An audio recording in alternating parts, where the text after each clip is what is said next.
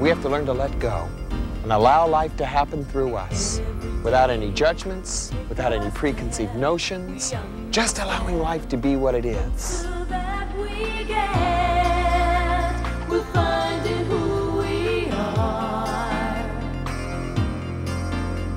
We choose between the left and right, the ups and downs, the darkness or the light.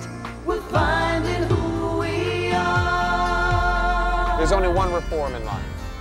When you and I stop living from our heads, you and I are here for one very solid reason, and that is to learn to be loving. We're finding our way together, just you and me. Namaste.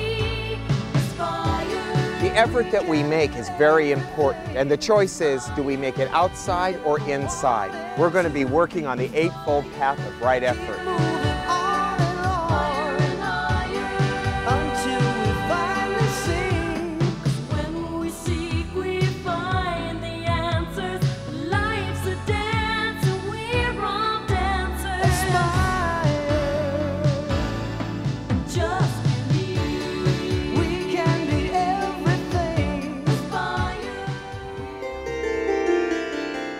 When you hear the name Buddha, do you picture a statue of a bald, fat man in your favorite Chinese restaurant? Maybe he is laughing, or maybe he is serene. Do you believe his life was fact or fiction? Buddha means the enlightened one. The man we call Buddha was Siddhartha Gautama, and he lived only 500 years before Jesus. Today, Buddha's teachings are the basis for one of the world's greatest religions with more than 180 million followers. Gautama had spent many hours meditating under a fig tree. He was enlightened. He was the Buddha. He had received the Four Noble Truths, which became the basis of his teachings. But first, Buddha was to stay near his Bodhi tree, or tree of wisdom, for 7 weeks. He remained seated under the tree for 1 full week, still lost in meditation. Some say that he spent his 2nd week levitating. The 3rd week, he walked on a gold walk built by the gods.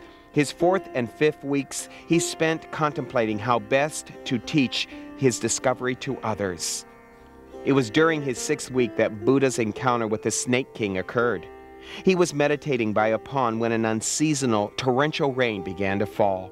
The pond rose, the ground was flooding, and Buddha, absorbed in his meditation, was in danger of being drowned.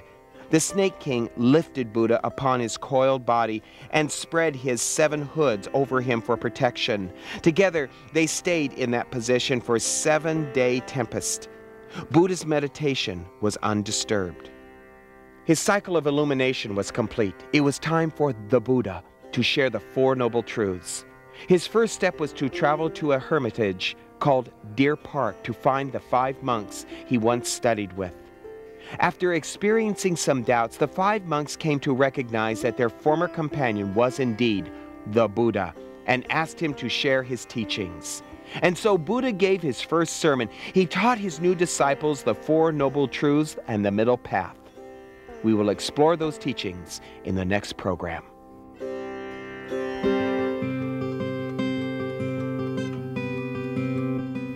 I'm sure you've heard it said many times, and maybe you've said it to someone else, or it's been said to you, how could you sink so low? Well, that can be true about so many things in our life. Whenever we are sinking low in our life, it's because we've moved down to, well, our lower energies. Maybe that would be our survival mechanism, money, objects, people, things, where we're just trying to protect ourselves. We're not really living our life. We're just trying to survive or get through. Have you ever noticed that a lot of your life is nothing more than your energy going downward? Our downward energy is when we're worried about what other people think of us, when we're concerned about those around us that we can't really help, when we are concerned about the idea of our money, our objects, our things, and the protection of them, when we're concerned about being right all the time. That's when our energy moves downward, when we're always thinking about gain and loss. The teachings of Buddha go way beyond that. And maybe that's why in the West, many of us are beginning to look at them with a very serious look, because we see the futility of gain and loss. Life is always going to change, friends. You can't keep it the same way all the time. Sometimes there are going to be very prosperous times and other times there won't be. Sometimes there's going to be a lot of happiness and sometimes there's going to be a lot of sadness. It all depends upon what's happening within us. Right effort. One of the great teachings of Buddha has to deal with not the idea of what we do, but where we point our energies and our focus and our attention. If my attention is on gain and loss, the idea of right and wrong, of good and bad, then my energy level goes very low. And I'm going to start looking at people and things and conditions in life and I'm going to go, I like this, I don't like that. We'll start living for protection. We'll start living to try to get things into our life that we don't think we have, that we think we need. We'll start denying as well. One of the things that I've noticed about my life is that I used to live in a great deal of denial. In fact, I still have a tendency to want to deny the things that I need to look at. Right effort is the ability, and what I have found that has helped me, is to look at the things that I need to look at, even though they're unpleasant and ugly, and get some perspective on what they are and where they came from. Right effort is to take our energy and bring it up to the heart level, to get beyond the head level, which is always our lower energy. Let me explain to you a little bit about that. When you and I are living in our mental state, we're going to become very passionate, very emotional, and very analytical, and very reasonable. Now, when I say reason, I'm not talking about the reason that you think of as being all right or sane. I'm talking about the reason that we use to justify the things that we do that are often very painful and hurtful to us. When we as an individual are working from the intellectual level, we'll be emotional and passionate and desirous about many things. And we'll spend a great deal of our energy trying to get things and then trying to protect them. Get them, protect them, get them, protect them. Until our whole focus in life, our whole energy in life is downward. Always thinking about that. Always moving with that, always emoting out of that. And you say, well, what's wrong with that? We're sacrificing our spirituality when that happens. And the interesting thing to me about people in general is that they will sacrifice their spirituality, the most beautiful part of them, the part of them that brings beauty and light and truth into their own living, for the sake of money and objects and people and things. Interesting. We'll give up everything for money, and we won't do anything towards our spirituality. And that's what we all need. That's what we're all working towards. You know, as I look at right effort inside of myself, and I'm the only one that can look at it inside of me, I've found that it has a lot to do with getting in touch with the sensitive part of me. Being so sensitive about the things that are going on within me that I'm not so concerned about the things that are going on around me. I can't change most of the things that are going on around me.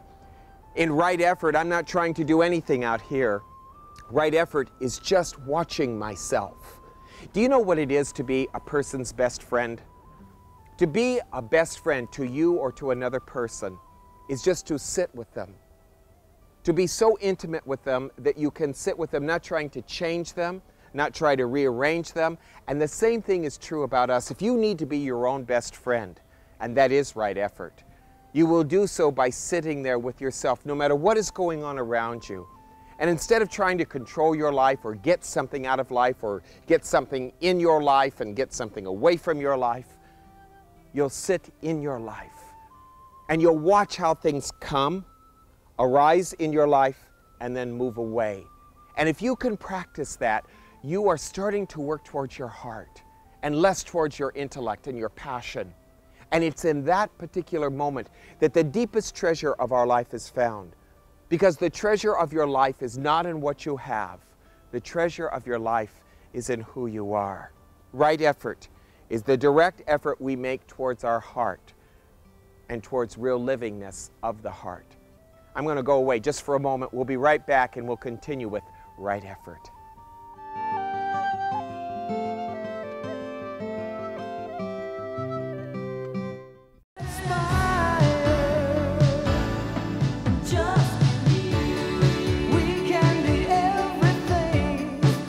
Welcome back to Aspire. Right effort. Let's look at it from another point of view. Everybody in life is trying to become something. become more logical, or become smarter, or become healthier, become sexier, become more metaphysical, become more Buddhist, more Christian. It's all a real fallacy. That's not right effort. Right effort isn't the effort you make to be moral or religious. Right effort is not to seek to obtain, but to seek to attain. Most of us spend our life using our energies in ways that defeat our definite purpose. We weren't born to come into this world and make millions of dollars and then check out sometime. That's not the reason that we were born. We weren't born to come into this world, become consumers of life and buy homes and have children, and then die someday and leave all of that to our children. I know many people have reduced their life to that kind of living, that urban yuppie life, but that's really not why we're here. And we're not here to learn anything. I'm always amazed and I'm always amused at people who think, I'm learning something every day. What are you learning? Most people can only learn what they can accept, and what we accept is very little. We haven't got much in us in the form of tolerance or insight. We learn things that we can accept. We can accept that a plant grows here. We can accept a child does this. We can accept a child does that. But what happens when the unacceptable arises in us? The things that we never believed were possible, or something that was unexpected. Now what do? The person who is trying to become something has a great deal of difficulty with that. They're always in the mode of obtaining, of getting, of becoming. And always behind that is the little secret that most people won't admit. That the only reason that we're doing this is to be more acceptable to other people. I had a man in class do something very beautiful once.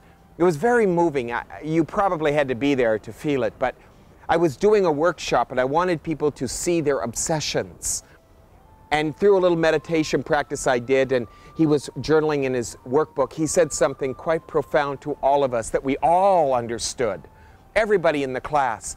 He said, I found out I'm obsessed with wanting people to like me.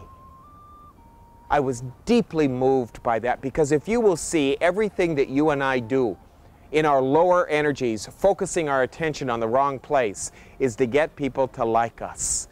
We're always in the obtain mode. How can I get and have more so people will like me, or people will look at me and think I'm wonderful? And it's interesting, after a while, we start to live that way and we get bored.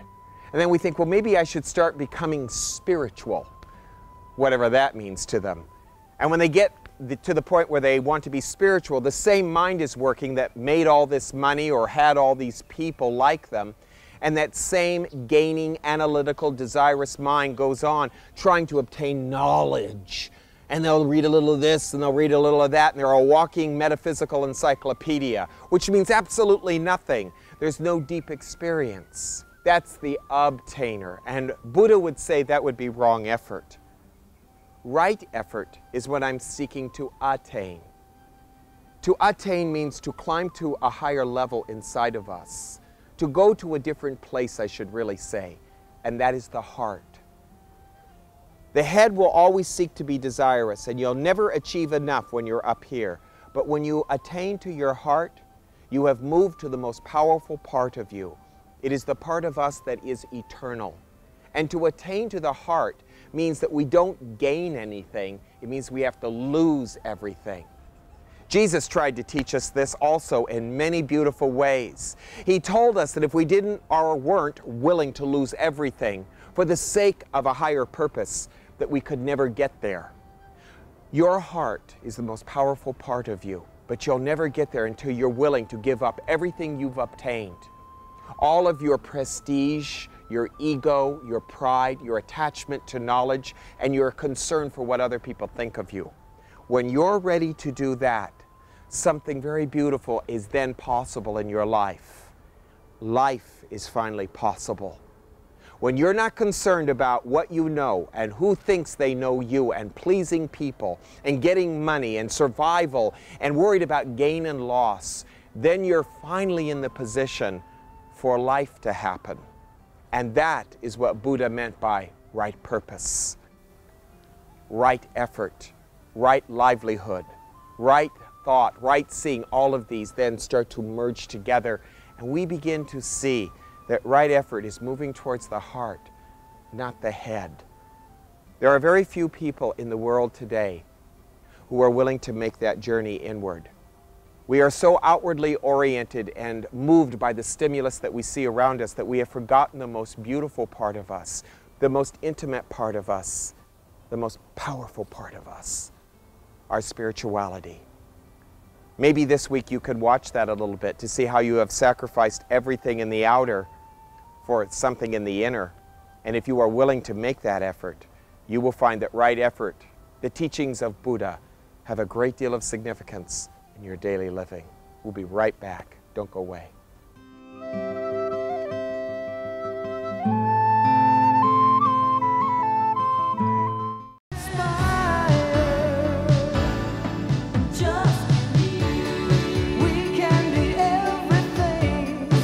Welcome back to Aspire. We're going to be working now on how-tos of Buddha's beautiful teachings of right effort. First thing I want you to remember, begin to understand how you can watch your mind work. If you will just watch how your thoughts go, you'll begin to see how you find yourself moving your energy down to your lower levels of survival and obsession and compulsion. Begin to watch your mind as always wanting more. More, more, more, and it's never satisfied. If you can just observe that, you will never fall into the pit of following it down to survival and stooping so low, if I may say that. Watch your mind. All it's trying to do is be desirous and gain. And if you follow that and you do what your mind wants you to do, you'll find yourself at the end of your life wondering what the heck happened to your life. You'll have a lot of things around you, but nothing within you. Everything you wanted will have been everything you already had, but you forgot about it. So watch how your mind works. It's not there to help you, believe it or not, the way we use it. It's there to hurt us the way we use it right now. And the only way we'll use it better is to be aware of how it's working. The second thing I want to share with you.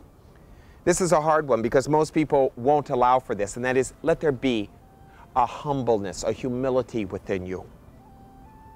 The more humble I am about the way I've used my life, the more I can see that I've used my life in many ways against my own spirituality. You know, for many years I thought I was a seeker. And then I found out I really wasn't a seeker. I was just playing with the idea of seeking. And I found out that you have to drop the whole idea of seeking in the first place. Seeking is not important. Being a finder is important. And you're only a finder when your effort is right. If you're a seeker, you're always in your mind looking for more knowledge, for some teacher or minister or guru to turn you on. And if you're looking for that, you're missing it. If I brought Jesus Christ here or Buddha, you'd probably be very disappointed. They don't have the charisma to be on TV probably. They'd probably be very quiet people, believe it or not. The humbleness comes in realizing that what I thought was right isn't. Now right effort has a chance to take hold of us because we begin as individuals not to try to justify the things we believe in, but to see things as they are. That's right effort, and that's following the way to the heart. Another insight. Don't live so much for gain and loss. Most of us are terribly obsessed with the idea of what we gain and cutting our losses. We're always seeking to get more, to obtain more, and not to lose too much. Life is an ebb and a flow, my friend. And if you will look at right effort, you will begin to see that sometimes things happen and then sometimes they don't. Sometimes you gain a lot and then sometimes you have to lose a lot. It's the way life works. If you and I are obsessed with gain and loss, we will become, as the Tao said, very sick-minded. Sick-minded people are always trying to get more than what is. And that's what creates pain, illness, and suffering in our life. I know that's not a popular idea for many of you, but for some of you who have begun to meditate, you'll understand exactly what I'm saying. It's not so much what you have, it's who you are that's so important. My next step. Practice, practice, practice, practice, practice being patient. Patience is everything. Spirituality, overcoming the mind, moving to the heart. These are not always easy things that I am asking you to do or that we need to do. They require an ocean full of patience. Because we are very impatient people. We're Westerners. We want microwave metaphysics, which means we want everything now. Things take time sometimes. It's not the ticks of the clock. It's letting go of our resistance and our reluctance to go to the heart. Because when we go to the heart, we have to kind of be very vulnerable, almost foolish. I have a saying about myself, and there's an old saying, you've heard it many times, God takes care of drunks and fools. Well, I don't drink, so I must be the fool. And I think for a while in your spirituality, you've got to be a fool. You've got to be foolish to your mind. You'll look foolish when you're not being analytical and logical and smart. When you're starting to be vulnerable and open and receptive, that's when things start to change in our life. And that's when something very powerful begins to happen. Life begins to emerge. So right effort. It is the effort that we make inward, my friend. And many people are looking for that effort in this world today, going beyond the things that they think to the person and the quality that they are. Buddha's teachings are very powerful, and we can live them every moment of our life. Namaste.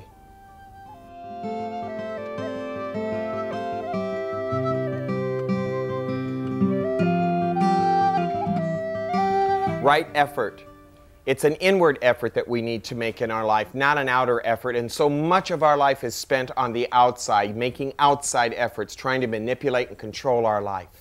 What Buddha was trying to say to us is, right effort is the inner effort that we make to penetrate beyond the outer world into our inner world. We, in our Western culture, don't like that kind of teaching because our religion pads us from reality. We're trying to find a religion that will buffer our harsh attitudes, our feelings of insecurity, our feelings of lack of justice in the world. And so we build beliefs and morals and concepts and all of these things to try to be a good person. But that's not right effort, as Buddha would teach. Right effort is the ability to see the core of everything, to go to the very center of everything, and then to move our life from the inside out. This week, there are a lot of things that you can do with right effort. Make the effort this week, rather than reacting to the things that you see in the outer world, respond to the love that lives within you. Spend some time in quiet and in silence. All of the teachings of the Eightfold Path, or any of the great masters, all depend on one quality. It's called silence. And the quieter that we get within ourselves, the deeper that silence will be, and of course, the deeper our experience. So make right effort this week. Don't try to be a good person. Be yourself. Find the light that lives within you. Next week, we're going to talk about right mind, and I hope you'll join us for that, because that's an interesting insight. What is mind, and how can we have a right mind? It's not all the thoughts that we like to think of. It's something far different. So I hope you'll join us for that. And I want to close again with one of the most beautiful words that Buddha ever gave to us, his final words. Be a light unto yourself. Find the light that lives within you and make the right effort to allow that light to shine forth through everything that you do. This week, right effort and the light that shines forth from it. Be compassionate, be forgiving, be tolerant. Hope to see you next week as we continue in Buddha's beautiful teaching on the Eightfold Path.